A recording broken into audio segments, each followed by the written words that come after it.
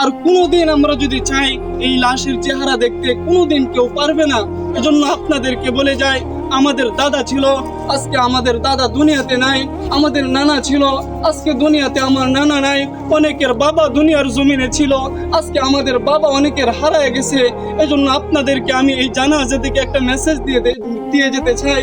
যারা আজকে মনে করতেছেন যে দুনিয়ায় আমার জন্য আসল, এ দুনিয়ায় আমার, আল্লাহ তাআলা বলতেছেন আমাল হায়াতুদ দুনিয়া ইল্লা মাতাউল গুরুর, যে দুনিয়াটা হচ্ছে একটা ধোঁকা, এ দুনিয়ার সব কিছুই ধ্বংস হয়ে যাবে।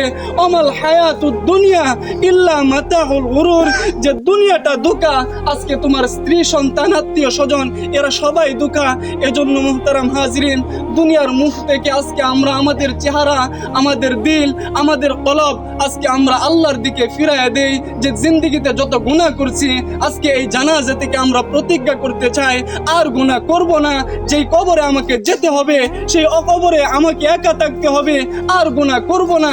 এই প্রতিজ্ঞা করে যদি আমরা এই জানাজা থেকে যেতে পারি, ইনশাআল্লাহ এই জানাজা আমাদের জন্য সফলতা বয়ে আনবে। সুবহানাল্লাহ।